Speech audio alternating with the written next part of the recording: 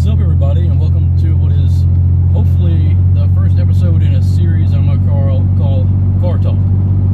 So it may be driving either my truck or my wife's car or anything, and sometimes it might be just me sitting down and I got something on my mind and I want to talk about cars, and that's how it'll go pretty much. I don't have a set schedule that I'm going to record this and upload it and whatnot.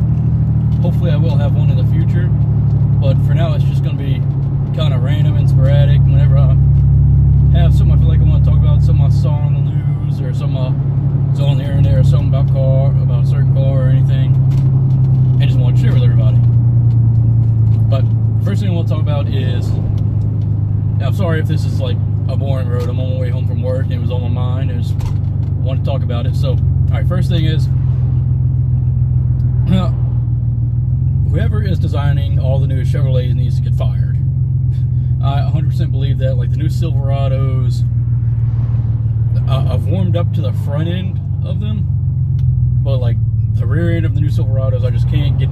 I don't like them. Same thing goes with the new Camaros.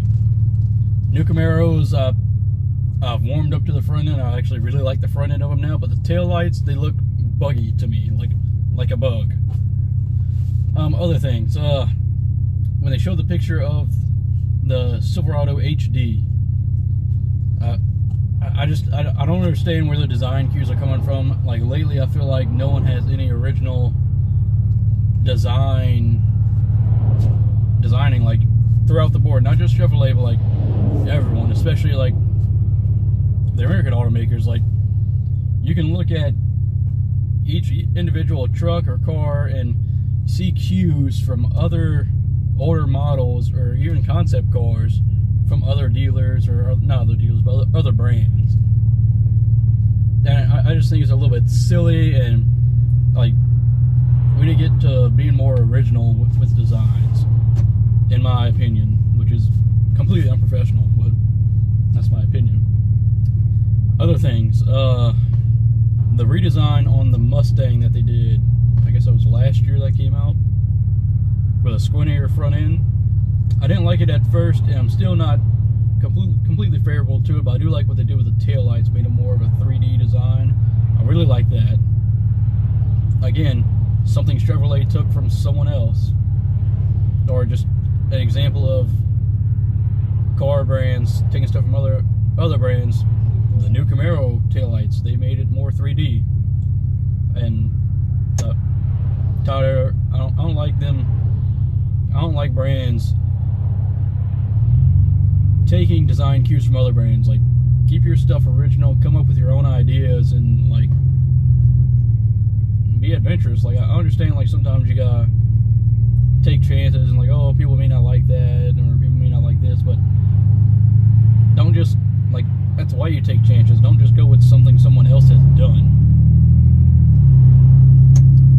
Along the same lines of the Mustang, I'm really excited, even though I'm not a huge Mustang person. Like, I've driven Mustangs, I've driven Camaros. I've driven more of a Mustang than I have a Camaro, but from a little bit of driving a Camaro, I enjoy driving a Camaro more.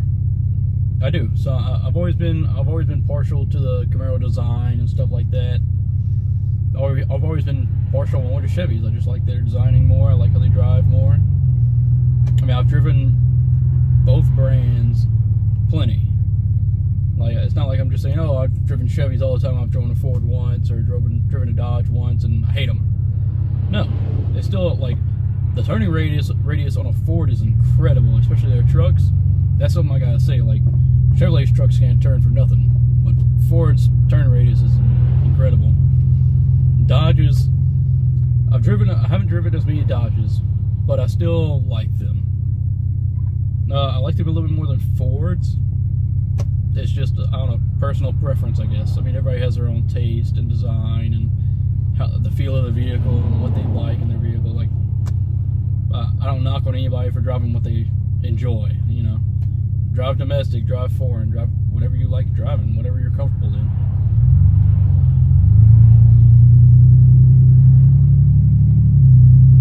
But back to the Mustang, I'm really excited for whenever they're going to reveal the GT500. So I'm excited to see like what the difference, or like how much horsepower they're gonna have in that compared to like what it'll compare to in the Corvette ZR1 and the Dodge Demon. Like, is it gonna be up there in those rings? Is it gonna be a drag monster like the Demon is? Is it gonna be like a straight line and track monster like the ZR1 is? Or is it gonna be kind of like the GT350 where it's more of a track monster? It's still fast in a straight line, but not as fast as like the ZL1 was in a straight line with the 10-speed automatic and all that craziness. As far as pricier cars go, like Lamborghinis and McLarens and Ferraris, I don't really keep up with them that much. I want to. I want to get more news. I probably need to follow them on more social media and stuff like that, and see what new designs they're coming out with, or new concepts, or stuff like that. One supercar brand I'm really into is McLaren's. Like their 720S that they just came out with, I love the styling on, and I think it's just an awesome looking car, and it sounds incredible. Going along with that, the Senna, or however you say it, I'm not really sure. I feel like the design cues and stuff, on the design choices on that, I should say, are questionable. I know everyone has their own opinion on it, and I think it did get mostly negative feedback. I mean, as far as cars go, it looks crazy and stuff, and that's what they were aiming for, crazy aero, because that's what obviously McLaren is all about. I mean, look at the 720S, how all the air ducts and stuff, all the crazy aero they have designed into that, and just like the P1, and all their cars have crazy aero. So I guess they were just taking that up to another level. But as far as my own cars go, I'm driving my truck right now. That's my daily vehicle, of course. Well, my wife drives a Malibu every single day. That's her daily vehicle. Truck is still running along fine. Still has a little bit of an oil leak. Yeah, I'm kind of deciding if I want to fix that, or if I just want to keep on adding oil every now and then, because it's not a major oil leak. It's a very slow leak, but it's enough to where, like, I don't know, once every 2 weeks I do have to add like a quart of oil to it or so.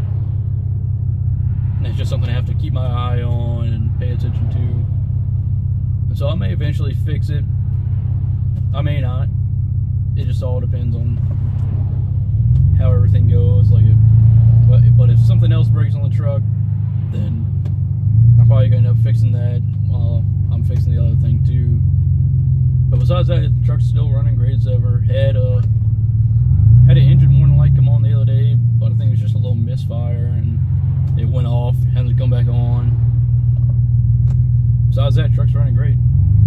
And the Malibu is still doing great. We're still loving the car. We have put about 20,000 miles on it in 1 year, so that's about the average. And I still love that car. It's a great car. Still has great performance for what it is, a 1.5 liter turbo. And it really handles extremely well for being just a family sedan car, and not any kind of high tier trim one. Is, you know, just like a few up from base model. And we plan on keeping that car for a long time. That's gonna be like our car that we're gonna haul around our kids and stuff. And unless I get a better job or start earning more money in some way, then we're probably gonna buy a better car, buy a more expensive, faster car. One of the cars that I would love to have as like a family sedan car is a Alfa Romeo Giulia. I love the design of that car. I think it's a beautiful design, and I think those, even when not talking about the Quadra Forglio, or however you say it. Sorry I butchered that, but even the other motors and stuff in that car sound really well and put out a good amount of power. I know it's not exactly the fanciest or like the fastest family sedan, but I love the styling on it. I love it that it's more unique. Like, you see Malibus and stuff. I see probably 20 Malibus a day driving on the road. I've seen maybe one Alfa Romeo driving on the road in the past year.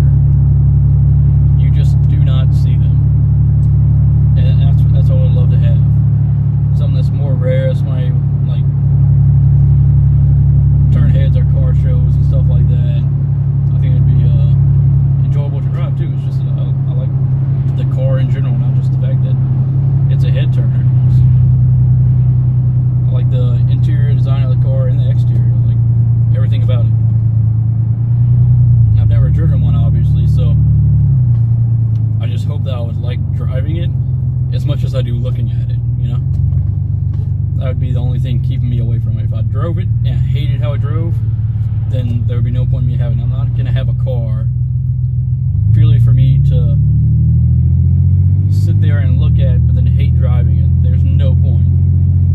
Like, you got to have at least a little bit of both. But that's about it. I think that's going to be about it for this, for the first episode of Car Talk. Which can be the name of this series if I didn't say that already. So, stay tuned. Hopefully I will be recording another one in the next week or so. I really want to make this a weekly thing. So, tell me what you think about this. Tell me if you like it. If there's some other stuff I should talk about. Alright.